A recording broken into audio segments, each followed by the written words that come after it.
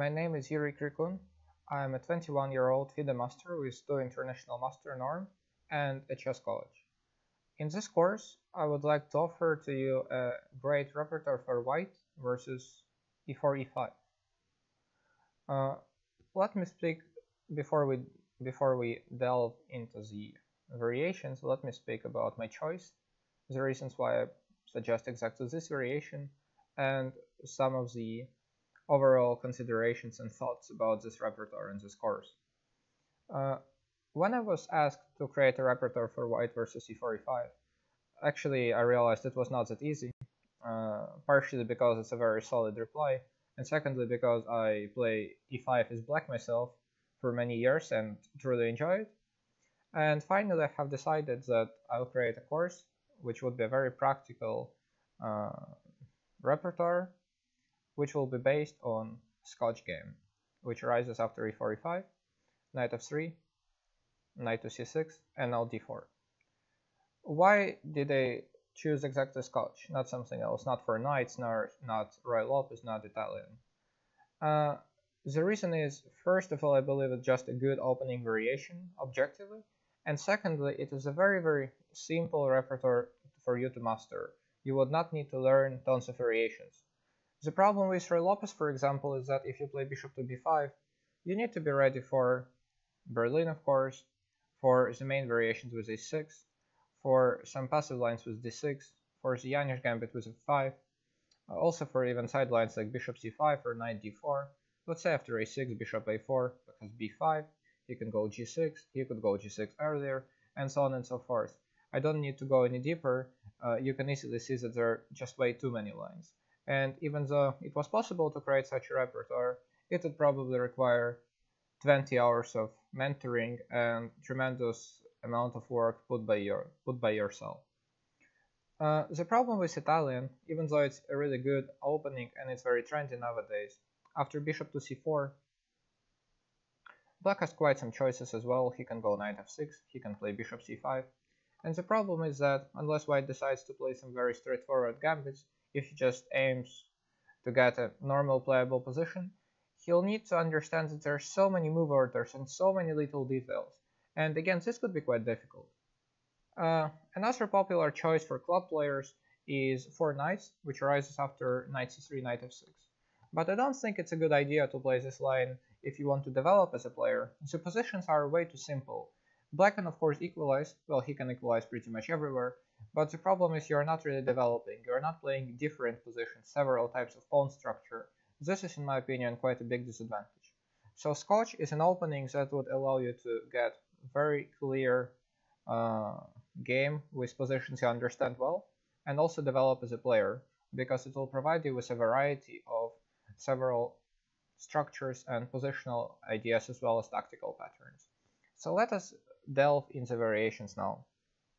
After the move d4, black captures normally, and after knight takes d4, he has 2 main variations, namely knight to f6 as well as bishop to c5. And I think it will be very interesting for us to start, unlike many other courses do, with the main line. What is the reason for it? Normally in many books or many courses, people first discuss all the possible sidelines, all the possible ridiculous moves like, I don't know, here h6, a6, queen e7 or something, which don't really make much sense and which you're not going to see a lot. And at first, it is not just chess-wise, it's proven everywhere. When you start doing something, reading something, studying something, you're very excited, you consume the information well. But then you get sort of tired, and by the end you need to study the very main lines. Also, it's possible that you would study all the sublines, but you would face some problem in the main variations, and you would not like the arising positions. At the same time, if you first study the main lines, you'll get to understand what are the main challenges, which I think is very important. It's very crucial to be objective. And also, if you like the main positions and don't like sublines, it's something way easier to fix rather than the opposite situation, because sidelines are sidelines for a reason. They're not very good. So I suggest that we start with the move knight to f6. Here, white can go in a very interesting theoretical discussion. He normally takes on c6 here. After bc6, the main move has always been pawn to e5. There is also an interesting sideline Queen e2, which was played and suggested by Paco Vallejo, a very strong Spanish grandmaster, and we will speak about the main move e5 in the next video. But for now, to those of you who would like to cut their opening learning and rather concentrate on a very typical structure, I would like to show a few alternatives at first. This video will not be that challenging theoretically, and I do acknowledge that objectively black can equalize, but at the same time you can get a very interesting playable position, and I believe that you will definitely, if you study the structures and if you enjoy them, you'll definitely have good results. So I would like in this video, instead of concentrating on very theoretical paths, to show you just a few model games of one interesting structure. Here I would suggest in this low-key theory video two moves, either knight to d2 or bishop to d3. Bishop to d3 has been a move which is tried once in a while, and the point is that we are maybe preparing to go e5, but also we are simply intending to castle and then see what to do. Normally in these positions, black always replies with d5. And now white simply castles.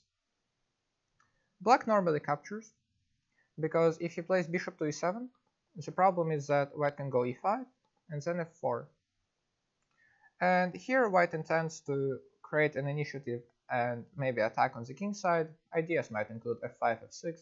The bishop's already eyeing the king. The queen is jumping out to h5. The bishop might also join in the future, maybe to h6. The white rook is coming to f3 and then to g3, or maybe to h3. And it clearly looks like black lacks defenders on the king side, so it's not such an easy position for him to handle. That's not something people like to go for. Instead, they take d4, and now we go queen to e1, a nice little move which intends to get the pawn back. Normally black parts with the pawn by means of bishop e6. If he just tries to hold on to it, this is possible. We would have the same type of position as in the main lines that we are about to discuss. Here I would like to show you a line. We play queen to c3, the intention being to simply attack the pawn. Also white might want to go rook e1 on the next move and put additional pressure over there. e3 is not an option because queen c6 and queen takes a8 just wins for white. So black normally plays queen c5, and now we get the following type of positions. Rook e1, for example, if black is to trade and trade.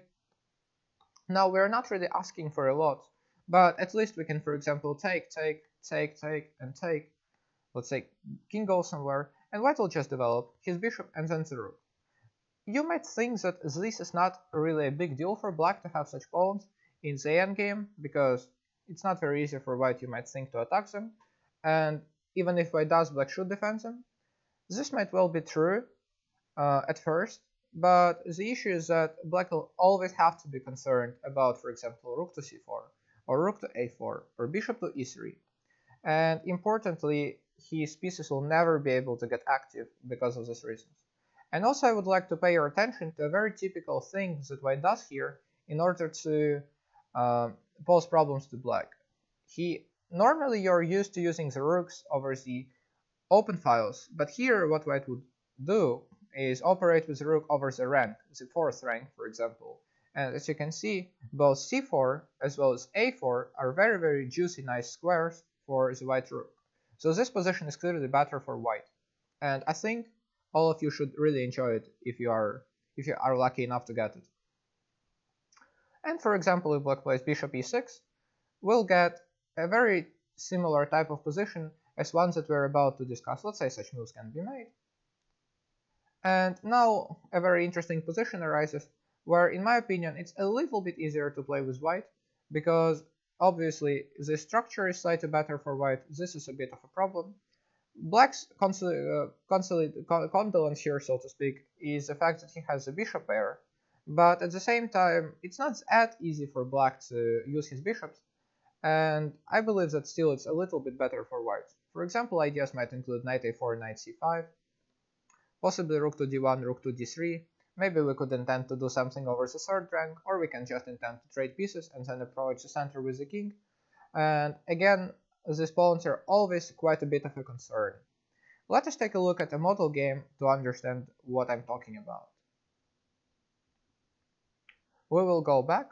The big advantage of the whole thing that we are discussing here is that it's not really that based on the move orders, we are rather talking about some very typical position. So here, one of the games saw the following moves: queen to d5, knight to c3. We just move on to the very same type of positions as ones that we saw here, bishop to d6. Black is intending to trade, and when white takes back, we'll have opposite colored bishops on the board. And it is well known that, well, it is actually kind of well known, but it's also kind of misunderstood. So people think that the opposite colored bishops usually favor the defender. And this might well be true in many situations. For example, if we imagine that black trades on g3, let us actually make one more move, because that's exactly what he did. So here, if the rooks were gone, indeed black would be able to secure a draw. It's very likely that he would defend without much trouble. But in the positions with the rooks, having the opposite colored bishops might actually not be that easy for the defending side. Because, for example, white has ideas, if he just brings the rook over to the 4th rank once again, this will be a huge problem. And as we can see, the white bishop does a great job of attacking the pawn, which cannot be said about the black piece. The black bishop is simply idle, it's not doing much. So this is clearly a very enjoyable position for white. And we will not speak too much about it.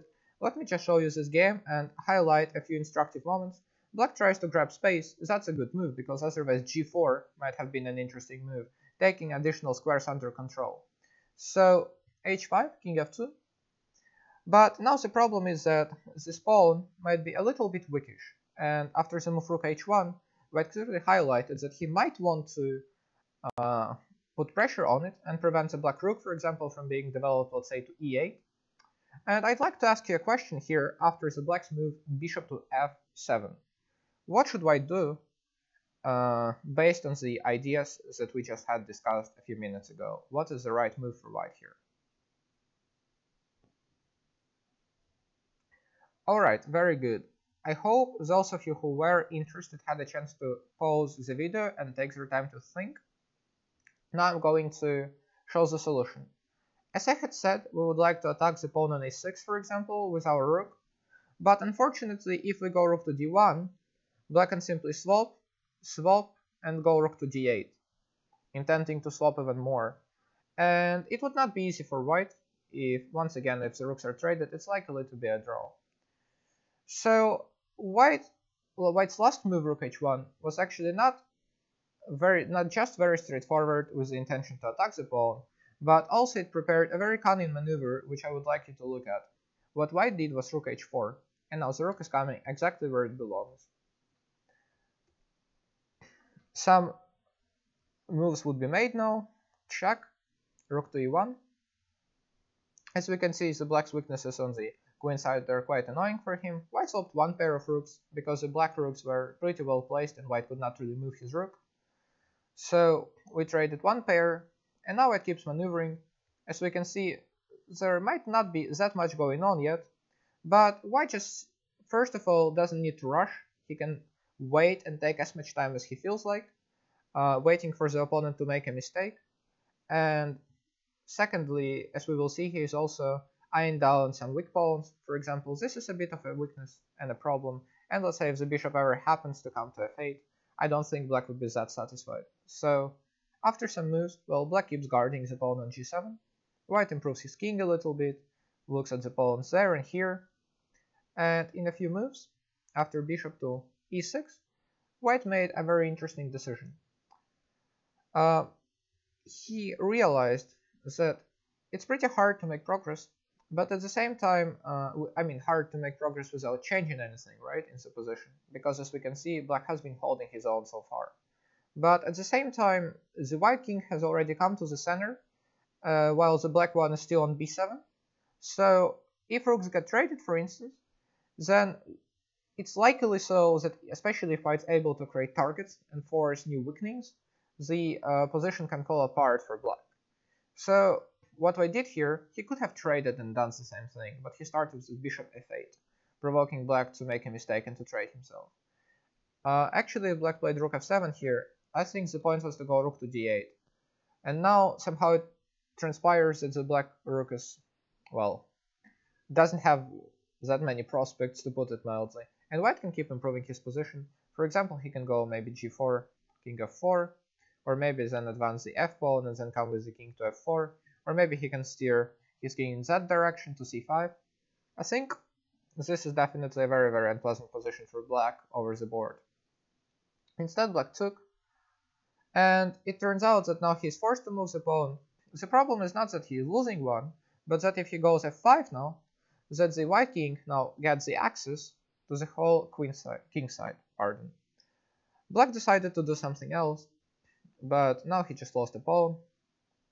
White actually is patient, he doesn't need to win it right now. White won king d4, realizing too that after f5 there is king e5, and white will still get the pawn, and pretty soon white went on to just take this pawn and take another one. And now the conversion is a matter of technique, because important is this is also a weakness, which means black's not able to come too close with his king. Some moves were made in this game. White doesn't need to rush. He could have, for example, taken the pawn immediately, then black would, for example, approach, and white could still kick the king out, but since maybe king e5 or something.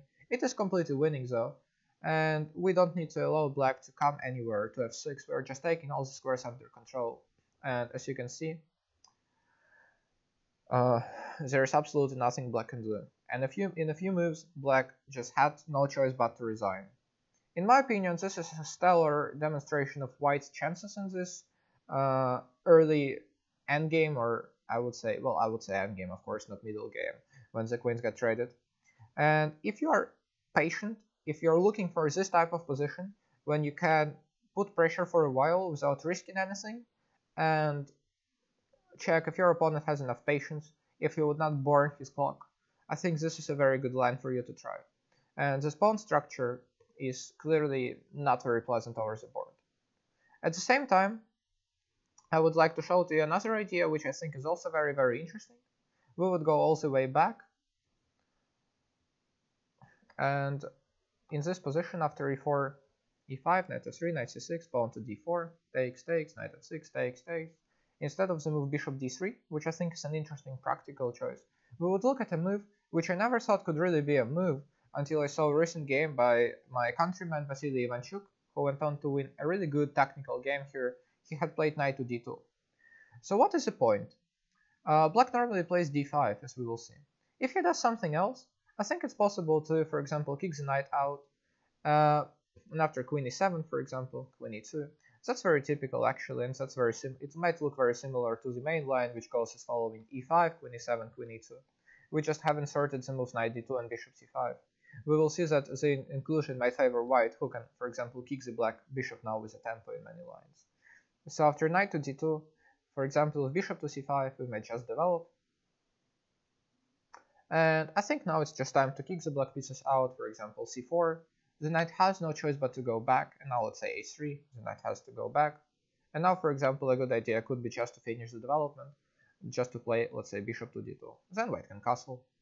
And this is actually one of the things to introduce to you about Scotch. This situation when white has pawns in c4 as well as e5 is very interesting from the strategic perspective, because as we can see, these pawns grab a lot of space.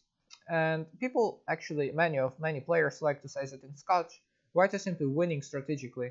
His problem is inferior development. That mostly, I think, works for the main line in the Scotch.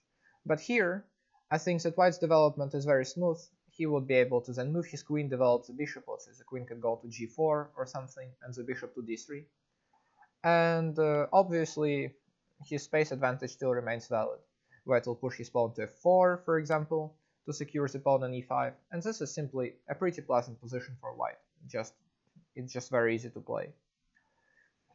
So normally what black does, this is considered kinda critical, since white's not fighting for the center with his pieces. With knight, it's not coming to c3, it's natural to go d5. And I would like to show the following game. White took, and gave a check, trading the bishops. And after castling, bishop to e7, Ivanchuk went b3, castling, and bishop b2. And you might ask, alright, so what are the particularities of this position? What are we playing for? What are the ideas here? As we can see, One of the factors is that white's structure is more integral, so to speak. White has 3 pawns on the queen side as well as 3 on the king side, and 2 pawn islands, while black has 1, 2, 3, right? So an additional pawn island for black. And normally it's not considered a very good thing, because the pawns can be easier to attack. For example, the pawn on a7 cannot really be protected by other pawns. Also, as we can see, the white bishop on b2 is fairly active, and I think it's definitely a pretty good piece. So, based on these 2 factors, white's trying to build his play. And for example, one of the ideas, if black doesn't do anything, could be to play pawn to c4 and either take, leaving black with the 2 queenside pawns, or for example, we'll hope that black will play d4. And this is a structure that we'll speak about, which could be very, very interesting for white. Now, there were 2 games played by Ivanchuk in these positions that I know of. One was the recent one versus the very strong Indian Grandmaster, I believe, Sicilian. And the other one was played between him and Ruy Lopez 2 years ago. So that game went queen to f5, and in a few moves white made a very interesting strategic decision. He went queen d3. What is the point of this move? The idea is that after taking, that's exactly what happened in the game. It looks like white creates an additional pawn island for himself, the pawn on d3. But the point is that now we're getting a semi-open c-file, by using which we can attack the pawn on c7. And if black ever plays c5, we always have ideas like d4 in many positions. Unless we can put enough pressure on this pawn, for example this way, we can always consider d4. And the point is that after taking, white will always have some pressure against the isolated pawn and the better structure. So black went knight d7, and after some fairly natural moves, rook c8, Ruy Lopez prepares c5. Ivanchuk made a very nice move, which demonstrates that the pawn on c7 is not really running anywhere. He went rook to c6. Now white just wants to play rook c1. Black tried to get rid of another weakness, knight d4, takes, a4, and in a few moves, we would not really concentrate on these games that much, but in a few moves, even though the position got simplified it seems, here unfortunately Ivanchuk did not find a way to extract maximum out of his position. What he should have done is a simple move king f1, and after taking king e2, we can conclude that this pawn is still a little bit weak, because black has to keep his rook, let's say, on b5 if white just puts his on d7, right? And this is not very convenient. White can, for example, try to seek for ways how to approach with the king, put pressure on this pawn, and should white win it, he would definitely have great winning chances. So this is something that white could have done. But unfortunately for him, he probably simply thought it's a draw and simplified the position in this way, when everything got traded and soon players agreed to a draw. So this is how the game went. But I just wanted to demonstrate to you that even in the end, a few moves before players shook their hands, there was a clear way how white could have kept some pressure, and importantly, I think that's a very relevant thing for a practical player. White was never risking anything. He can either squeeze a little bit and put pressure and maybe eventually win, or he can put pressure and eventually draw. In no scenario we were speaking about a situation when white would really risk to lose. However, even though the game was drawn, and if you are not studying it deeply, if you just scroll over it, it may look like pieces just get traded, it's a draw.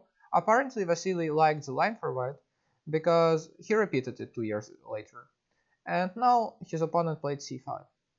That, I think, is a very interesting move too, preventing some of the ideas that happened in the previous game from happening. And now white just kept developing for now, queen f3. The pieces are coming to the center, rook to d1, and here white can consider playing c4 at some point, intending to meet d4 with some maneuvers, bringing the knight to d3 eventually.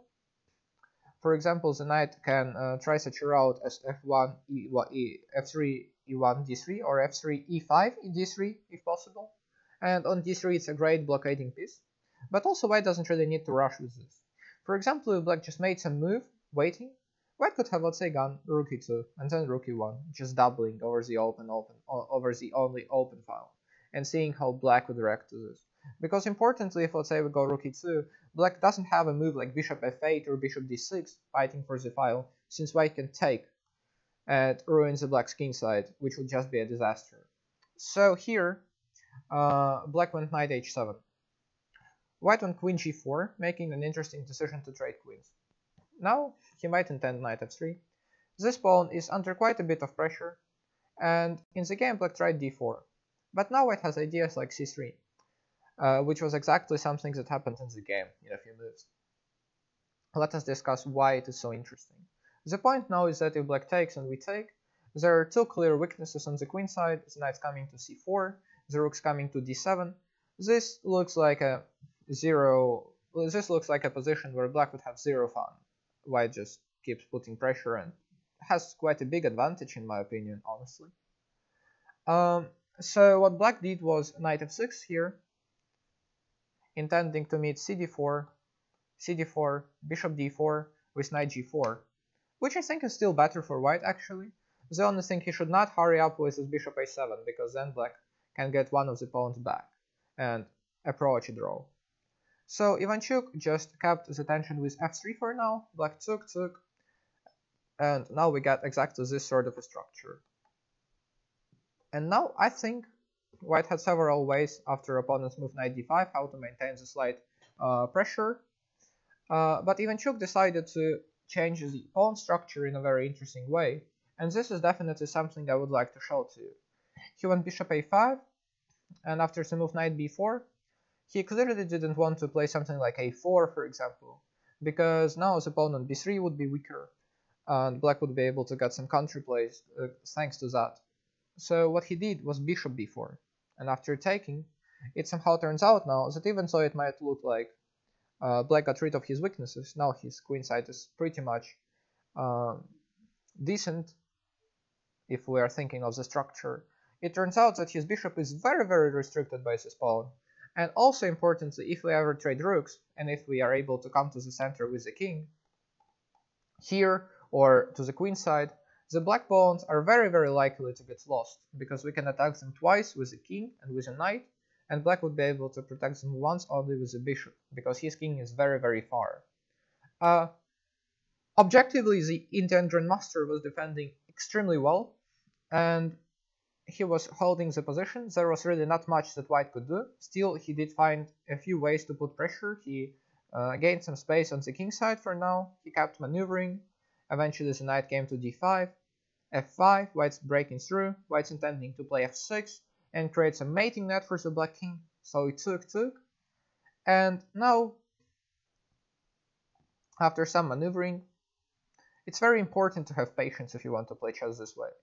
But once you do learn such skills, you will be an extremely unpleasant opponent for players you face, because you keep squeezing them for a while, people do end up in time trouble, and eventually you would be able to score a lot of points, just as Ivanchuk did in this game. So they kept maneuvering. There is some pin on the c file, white tries to capitalize on. There is some slightly weak pawn on h6, white's trying to put pressure on in the future. And here, white didn't really try to trade, because the black's king is too active. He kept maneuvering. Now, importantly, black probably was afraid to go to the center, and for example, after rook h2, white would put pressure on this pawn. Also importantly, white would have ideas in many situations to attack the bishop on b6. For example, he might consider rook d2, and then rook to d6, putting pressure here as well as here. And then there is an idea to give a fork with knight d5, attacking the rook and the king. So the lines are very, very sketchy for black, and eventually after some maneuvers, black did go to d4. If he went to f6, I would like to show a very interesting idea. White would go rook h2, and would you please find a move now for white? What should white do? A very nice little trick that white has is the move f6, because if black captures, white can take on h6 and capture the bishop. So black would go, let's say, king h7, and now we would want to go g5, but maybe then black has some ideas like king g6 or something. So it makes a lot of sense to play rook to h5 first. And now we do have ideas like g5, and the rook can come to b5, annoy the bishop, and this is a weakness, and white keeps enjoying all the benefits of his position. Also, ideas can include knight e5 followed by g5, maybe even with some mating nets, so this is definitely no fun at all for black, and again, the squeeze does continue, black has to keep defending. So in the game, black went king to d4, and in a few moves a very interesting position was reached. Some things started happening on the queen side. Black played a3, making this pawn pretty weak apparently, but giving up the pawn on h6. And here it just looks like Ivanchuk was able to stabilize the position. His king is defending everything, and he did win a pawn. So pretty soon it somehow transpired that white is just running his pawn on the king side, and there was clearly not much that black could do. However, what would you do after rook to g2 is my question.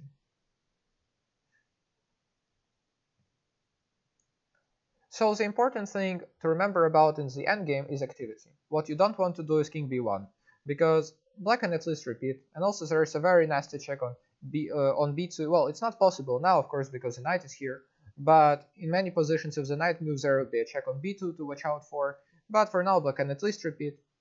And of course, if you want to go king d3, which is what I did in the game, you do require some calculation, because what if rook a2, for example? If rook a2, thankfully white can just take on f7, and then he is about to promote. Black cannot do anything about this. And after f takes g6, I would like to ask you, what did white do here?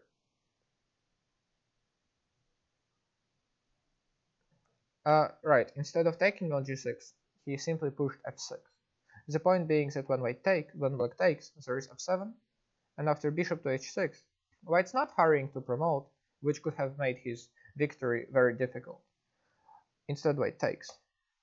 And the lovely thing, after some repetitions, that Ivanchuk had, I believe, foreseen, I would like you to find the decisive move.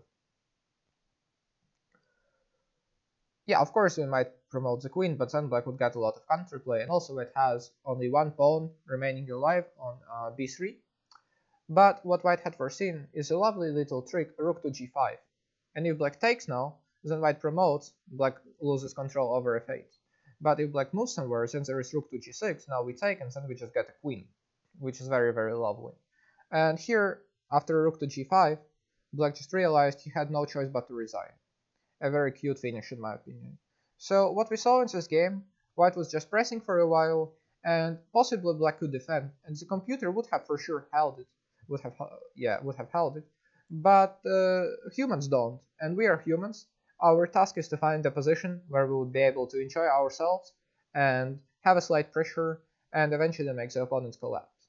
At the same time, there is there are ways for black to equalize, and all these positions are on the verge of equality, maybe a tiny edge for white and or equality for black. So in the next video, I will try to present to you a more challenging theoretical approach, which was recently favored by many strong grandmasters and world's leading players. But I do hope that you found this video useful and learned quite a bit about the structures, and hopefully many of you would also consider using these variations, which are not as heavy theoretically. They're very, very practical and easy to use, and importantly, of course, once you understand pawn structures, you will be able to score a lot of points. I'll see you in the next video when we'll speak about the more challenging approach from the theoretical perspective. Thanks for watching.